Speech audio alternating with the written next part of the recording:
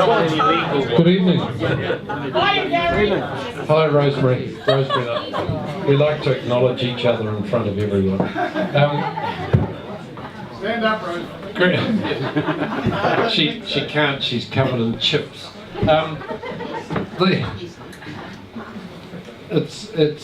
We're returning to water, and I see one or two water activists in the room. So poor old Tim Davie. I've never said that about anybody in ECan in my life. But it's really important that we actually talk about what concerns us, and we're at the bottom of the rivers, but one of the things that from a water perspective, this city's got the two most polluted rivers in Canterbury, and we actually have to do something about that, and that's probably for another day. But I see that Tim has picked up my I had to Derek Moot made me withdraw my comment. I'm not very good at. Pam always says if he apologises, don't believe him. But our Canterbury river's increasingly stuffed, and so put your hands together, and Tim's going to tell us what he thinks. So, Tim Davie. Very brave, Kim. I've got the rock leaves here. A beer in one hand. But Yeah. Thanks, Gary. Yeah, and I should complain more to Derek. Derek's an old friend of mine, and he told me about a month or so. He said, I've recommended that you come and speak to the Tuesday Club. And I thought, oh no. But no, it's great to be here, and I'll just do my best to give a bit of an overview, and it is an overview. There's not a lot of detail on individual rivers, except a little bit on the Selwyn, and in fact, yes, I did. I picked up on your increasingly stuff because I thought it was a good terminology that I could use. This picture is from the Selwyn. This was 2 years ago. Yeah, 2 years ago. Pretty much 2 years ago today, or maybe a couple of days ago. And this was the water coming down the Selwyn from Cyclone. I can never remember if it was Davie or the other one. That, after an extreme period of drying, and I'll talk a little bit about that. And so this was the wetting front coming, and it was quite interesting to go and see it anyway. But what I wanted to cover is a little bit about how would we measure stuffed? How would we know if it was stuffed if we saw it? And a little bit about flow, water quantity, and then some on water quality, state and trend. And I am just talking about the rivers, not groundwater in particular, but a lot of the systems are groundwater fed, and a little bit about stream ecology as well, because most people when they're talking quality are actually thinking in ecology rather than just water quality, the chemistry. So I'll talk a little bit about these. So start off with Coes Ford. It dominated my life 2 years ago because this is a healthy Coes Ford. I'm sure most of you know Coes Ford on the Waikirikiri, the Selwyn River. This is what it looks like when it's healthy. And this is what it looked like in March 2017. If you can't quite see it, there's a little bit of water just there compared to the same place, and you can see the What's the timing vehicle. of the first shot? And is it a similar time of the year? That is about this time of year, so that's in the autumn. This was in the middle of summer. And what year? I can't remember. I just took it as a nice picture of Coes Ford. I put it as a nice picture, when Coes Ford's looking good. And I put that up because it's important to realise, Coes Ford is a really important place to many people. I grew up not too far away from here. Certainly used to go there myself as a youngster, and I think it is it's an indicative site that we need to think about a lot. But what I would say is this is it in January this year. This is this photo was taken in mid to late January of this year in Coes Ford. It was fantastic. It looked absolutely fantastic. And I'll show you a little bit of data around that. So, I don't need to show that. Just sort of pointing out the Selwyn Waihora catchment, and of course at the bottom of the catchment we've got this groundwater dependent ecosystem, so all of the streams down here are dependent on groundwater to flow. A few of them, like the Selwyn, will flow all the way across the plains for some of the time, but most of the time it's flowing down here dependent on groundwater. So groundwater is a really big driver of what's going on in these systems, and Coes Ford is a good, or the Selwyn, the Waikirikiri at Coes Ford is a good indicator. So here's some data, and I'll try and talk my way through this just so it's not too confusing, and by all means ask questions as we go. This is a groundwater bore, fairly shallow groundwater bore. It's actually out near Leaston. Going back to 1986, so the mid-80s is on the left-hand side, through to very recent. This is 2017 that I was just talking about, when Coes Ford didn't actually technically go dry. It still had a bit of water in it, just didn't flow. So, and this lower one is the lowest flow every year, pretty much on the same scale as on the top there. The lowest flow at Coes Ford in every year. So you can see,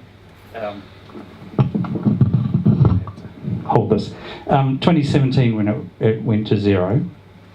And I mean, it's this, to me, this is extremely stark when you look at this and you go, so what did it used to look like? Well, groundwater was staying pretty static all year round, few ups and downs. This is quite shallow groundwater. Coes Ford never dropping below 200 litres a second or something like that. Often up around 500 litres a second as the lowest flow in the year. And then we're reaching this period where you're starting to see these much more dramatic fluctuations. And this is a groundwater dependent system, so we're seeing the same thing in the flows. Excuse me. So there's a direct link. Thanks, Gary. There's a direct link that we can see here, and that's pretty obvious. So what's driving that? And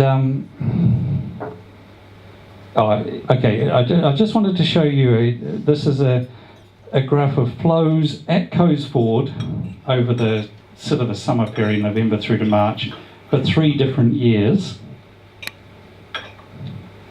So 2016-17 is in the blue. That was the year that early in this period here, Coes Ford stopped flowing. And then the following year is in the red, and then this year is in the green. And we've got that data I've only got through till late March. Really quite dramatic differences. And you can see, that when I said Coes Ford, that picture was taken in this period here, when there was a really good flow at Coes Ford. And the reason for this is the amount of recharge that we get. So this is a piece of work that's just been published by one of my colleagues at ECan. And without going into a huge amount of detail, the blue is a kind of an index of aquifer level. So it's like a groundwater level, and it takes lots of wells and it mixes it all up into an index. So 0 is the average. When it's below, when the blue goes below 0, that's when you've got low groundwater. And this is all out in the Coes Ford sort of area. And red is the recharge, by which I mean the rainfall falling on the plains and what manages to get through the soil and infiltrate. So the first thing when you look at it, when I look at this, is that there's obviously a really strong link between the recharge, so essentially the amount of rain, but it's the rain during the winter months, that's when it when the recharge really happens, not during the summer months. So there's this very, very strong link. So groundwater levels are going up when you've got good recharge. The second thing about it though, and it's a bit harder to see, but some stats were done on it, that there's a much closer link back here than there is now. So that the influence of the recharge on the groundwater level is less now than it was in the past. And I mean, no great surprises as to why that would be. It's okay,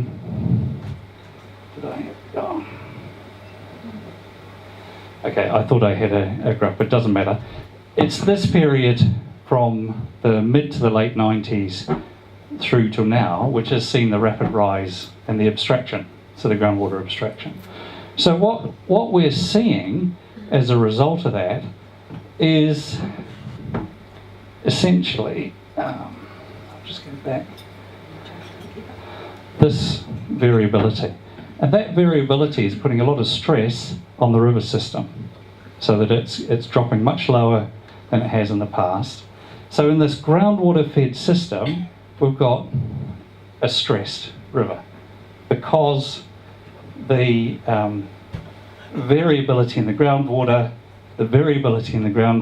is driven by climate, but on top of that is the abstraction, which is making it much more pronounced. But just bear in mind that, sorry about this. So, what I should say, and I haven't said, is that when we look at groundwater levels and when we look at flows in rivers like the Selwyn, what we do see is that there has been a small long-term decline. But it's quite small. It's not like a sharp drop-off in our groundwater levels. And that's actually linked to less rainfall. So we're getting less rainfall on the plains now than we were 40 years ago. So that there has been a very small decline in our groundwater levels, which is driven by less recharge, less rainfall. I talked about that variability as a stress. That variability is increasing. So abstraction increases the magnitude of that variability, and that's putting more pressure. Can I just ask, is it abstraction or extraction? I'm just not sure that's Crikey. Anyone an English major? I talk of abstraction, but it is an extraction of water, but I'm not entirely sure the difference, to be honest. Anybody help me? Abstraction or extraction? X is taking out of. Not sure. I use them interchangeably, and maybe I should or shouldn't, I'm not sure. Taking it out and putting it back on again sounds pretty abstract to me. We're over here, we're just wondering what the plain English translation of either might be in this What context. do you mean by Taking water? I mean taking water out of the groundwater. So using it for irrigation, using it for water supply, using it for whatever you might use that water for. Speaking of which, That's exemption. So a quick query, are you saying from that the long-term decline is really caused by, is really caused by climate effects rather than by abstraction or extraction, whatever you want to call them? Is that the conclusion you're drawing from that? yes, we are. Yep. So the long-term decline, which is a small decline, it's not, I mean, on that graph you probably could hardly see it that I was showing. It is linked to less rainfall. That's what we're seeing overall. So Seems to be counterintuitive, though, that if you're abstracting a lot of water, you're not suffering a long-term decline in river flows.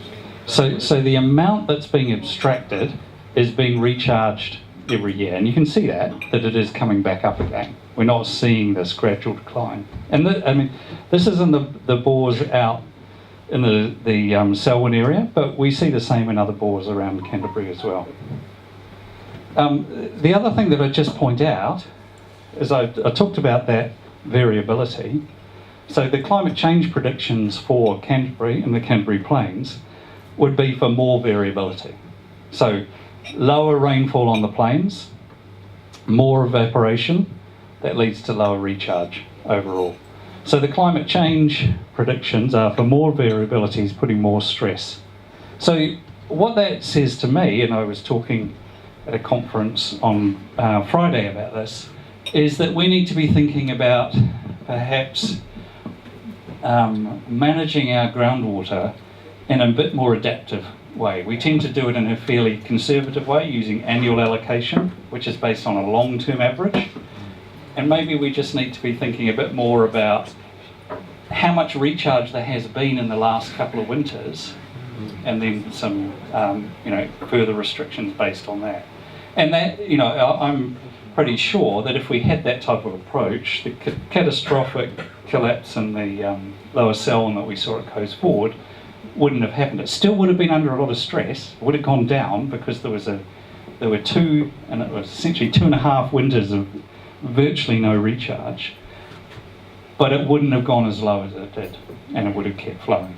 Now, if water has been allocated, you're saying there should be some variability on the amount of water that's allocated. How long do farmers have for their allocation of water? So I'll repeat the question. It's a good question. The question was about how long are consents for at the current.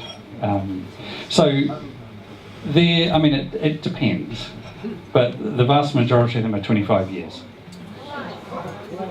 But that doesn't mean that you can't have a consent review, which is where you call in consents. If you say if a plan came out with an adaptive management approach, then you can have a consent review where they're called in and they get reviewed in line with the plan. And how often does that happen?